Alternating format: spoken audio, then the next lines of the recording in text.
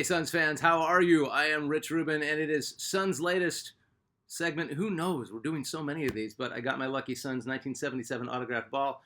Who's the autograph of the day? Dale Schluter, Colorado State University.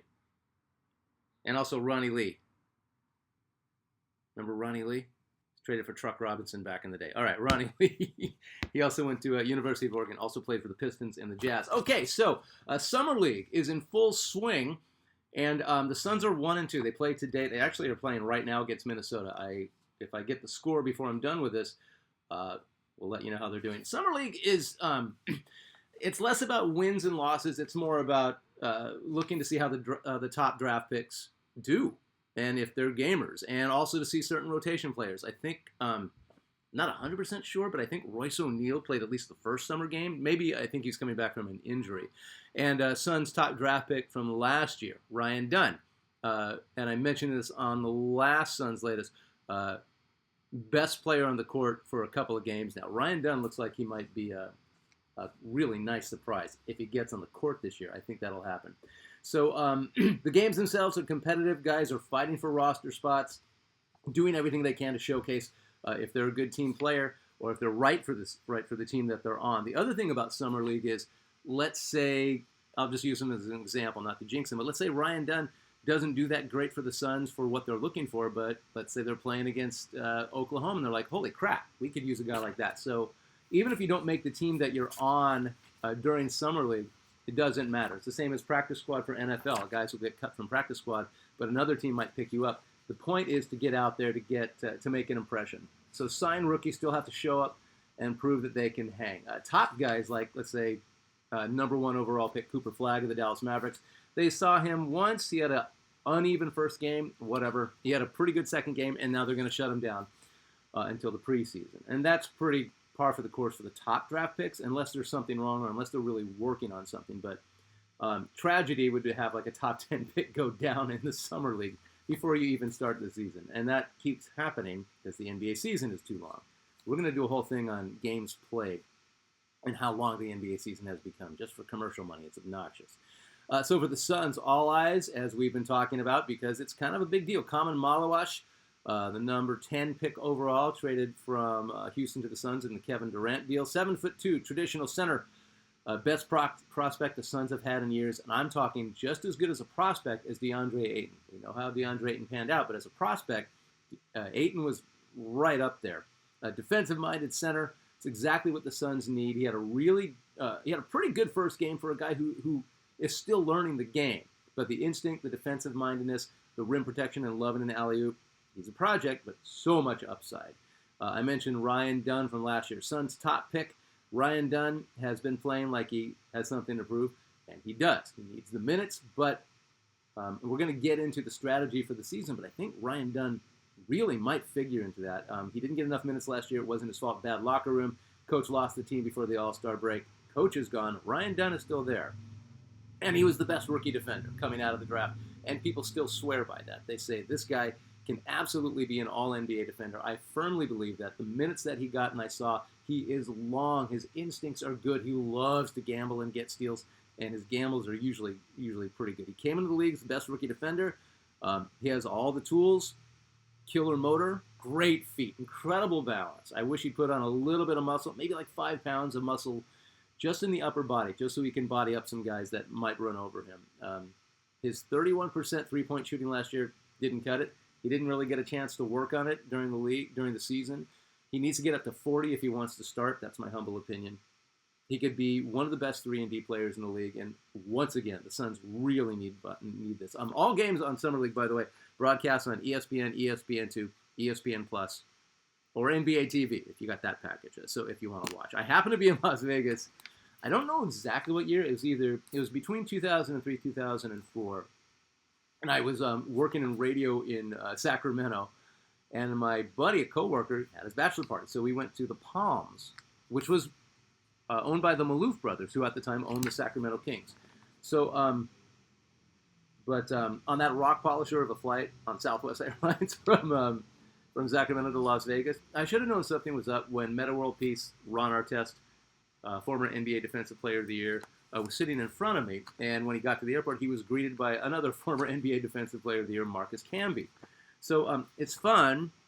The Summer League's really fun to be in Las Vegas because instead of just the usual Vegas stuff, it's like there's just players everywhere. And like there's people posting all over socials photos with all these players, and you'd be surprised how many big name players go to these things. We also ran into a former NBA player, Scott Pollard, who also ended up on Survivor one year. Outside of an elevator, going to some club at the Palms, and he was on the Kings at the time. And me and my crew were like, hey, we love watching you play. And he goes, I hate the Kings. It's like totally transparent. He goes, I hate the Kings. I'm angling for a trade. I'm either going to go to the Pacers or the Celtics. I don't know what.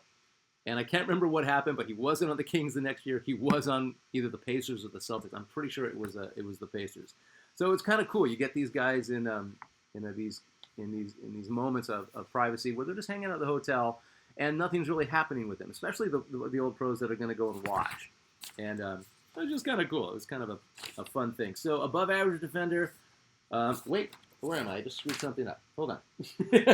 So that was it. Okay. So other summer league roster players for the Suns: 6'6" guard Kobe Brea out of Kentucky. Sounds like the Kentucky guys. Booker's from Kentucky. So Iguodala, who at 7 feet but only 235 pounds, might be better suited at power forward. He showed flashes of good defense last year. Again, not a lot of minutes. I don't think Coach Budenholzer liked rookies. Just like no time on the court for these guys. And the Suns were flailing after the All-Star break, so put in the freaking rookie, dude. He had a decent, uneven rookie season. Not bad for a no-name second-round pick.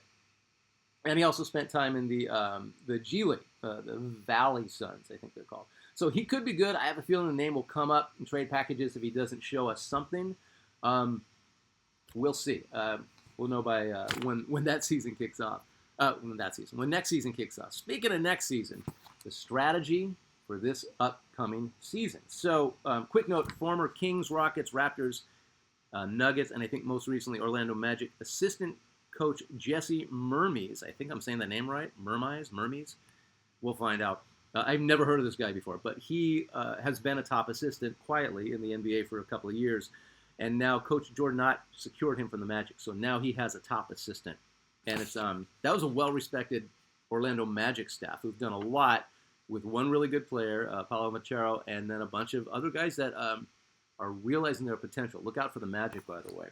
But it's kind of cool that Coach Ott has got a really good assistant. So this is kind of cool.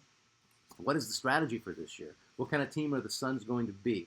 Coach Ott last year as an assistant, top assistant for the Cavs, and the number one ranked Cleveland Cavaliers, best record in the East last year before they got ousted in the playoffs. He spent most of his time working with reigning NBA Defensive Player of the Year Evan Mobley in Cleveland, and that says something.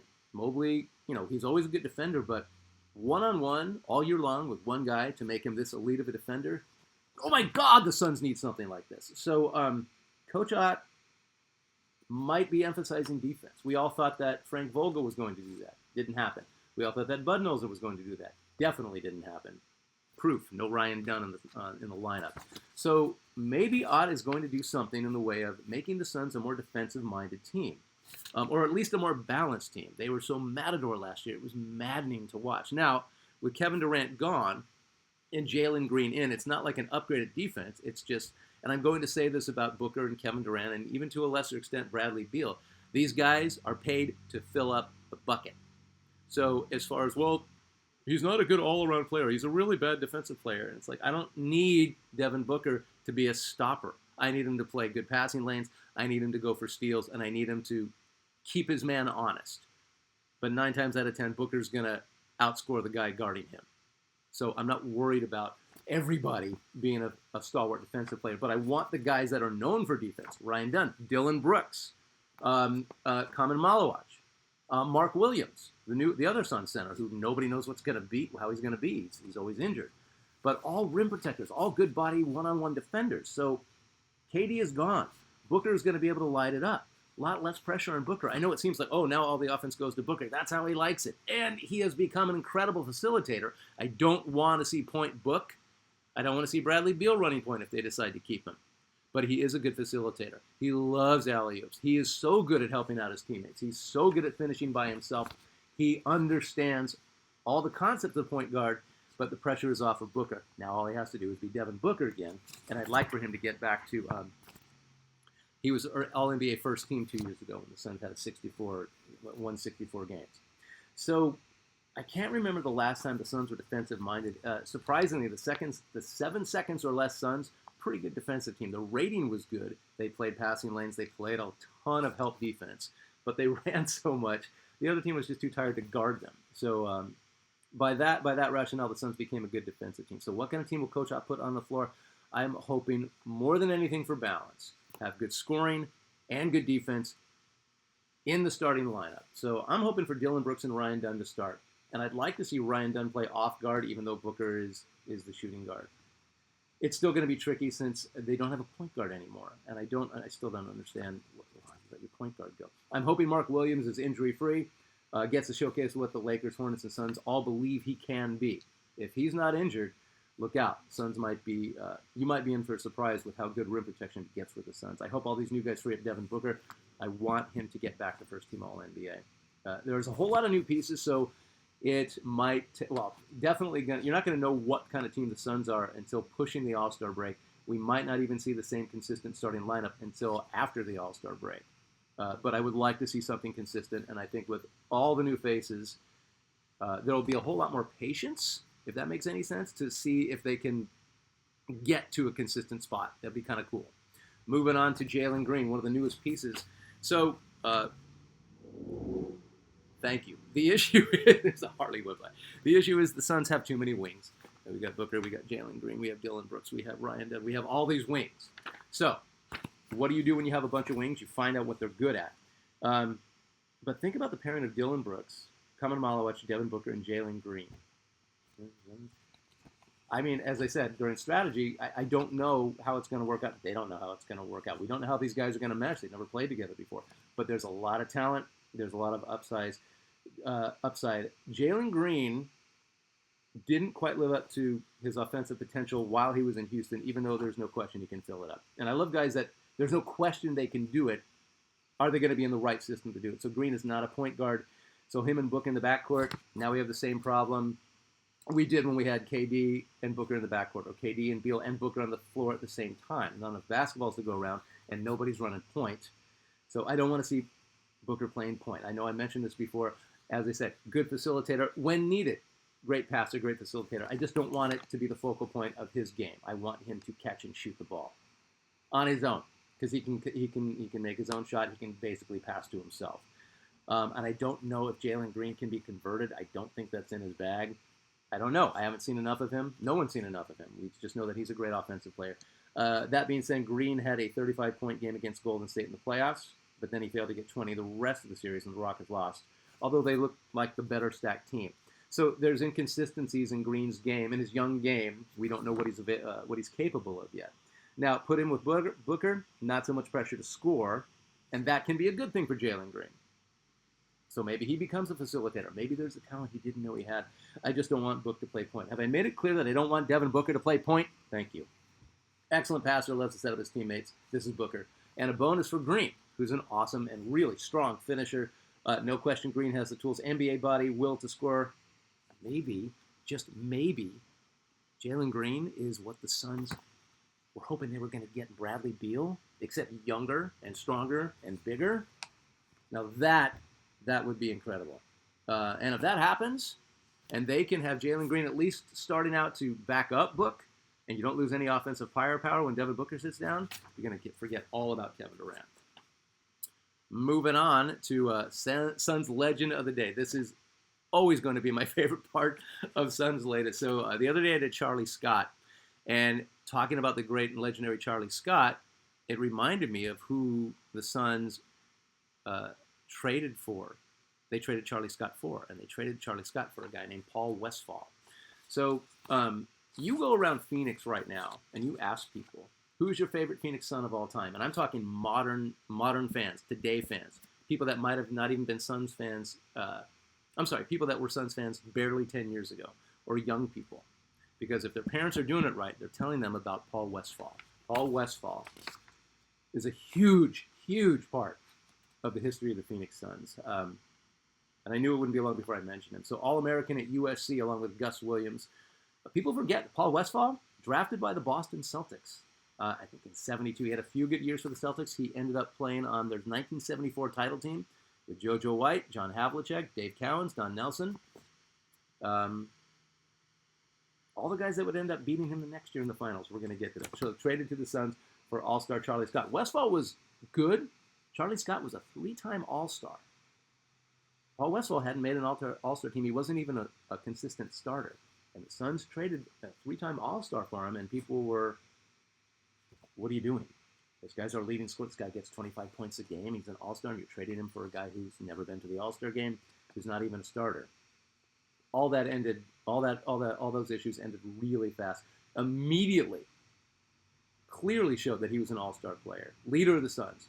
And the Suns had 2 rookies, Alvin Adams, Ricky Sobers, an undersized power forward, not a journeyman, but definitely not an all-star, in Gar Hurd, and an oversized small forward, not a journeyman, but not an all-star, in Curtis Perry, and Paul Westfall.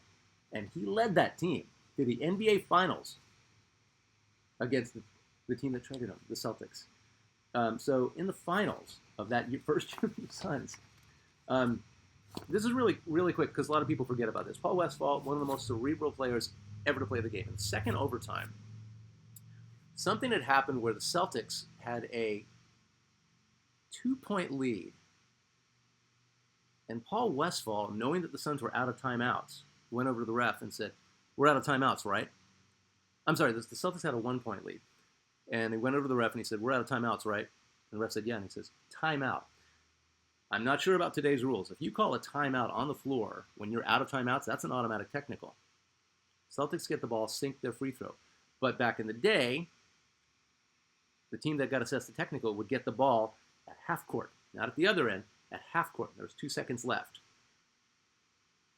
And that is how the Suns got into a third overtime with the Celtics in that amazing Game 5 that they should have won. We're going to do a whole segment on that amazing Game 5. Westfall, thinking during the second overtime, he's played the whole game. So during the second overtime, yeah, I'm sorry, I'm getting angry thinking about it. But Westfall's pretty freaking smart. He would do all that kind of stuff during the game. Really crafty, all-around best guard, arguably of the '70s, along with Walt Frazier and Randy Smith, guys like that. Crafty, knew how to use his hands when the refs weren't looking. A lot of opposing players said they wouldn't call him dirty, but they were like, God, Westfall used to irritate the crap out of them. Really good defensive player, incredible shooter, just a gunner, and would go on streaks, and it was so fun. He was ambidextrous. He could dunk with either hand, and he deliberately did that in games to demoralize opponents. I love a player who demoralizes an opponent. And Westfall would never admit which was his dominant hand. It seemed like he was right-handed. He could do everything he wanted to do with his left hand. It was he was a unique player. And as a kid, his older brother Bill Westfall would talk about how Paul would not go in for dinner until he beat him in a game of one-on-one when he was like 4.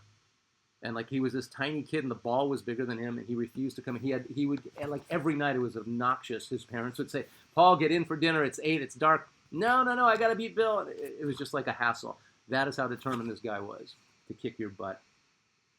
He was born determined. You could just see it when he played. He loved to play. He loved to compete. Anything to win. Incredible hops. It's such a privilege, and I got to see Westy play live. It was such a privilege to see him play live because you knew there was nothing else this guy would rather be doing. And Coach McLeod had to pull him out of games when he was tired. He's like, "No, I don't want to go out." He had a little kid's enthusiasm playing. Paul Westfall was the real deal. He could play in today's league right now, no problem. He was that good. Played from '72 to '84 for Boston, the Suns, Seattle Supersonics, now the OKC Thunder, and the Knicks, and then one more homecoming year for the Suns. 5-time All-Star. Also in '77, right after the merger of the ABA, Dr. J was playing for the East, and he got 30 points. But Westfall, after the West had been dominated by the East for years, Westfall got the game-sealing steal, and the West won the All-Star game that year because of Westfall's play. Dr. J was incredible. He got MVP, but everybody knew Westfall deserved it. I'm still mad about that. I'm mad about a lot of things, as you can tell.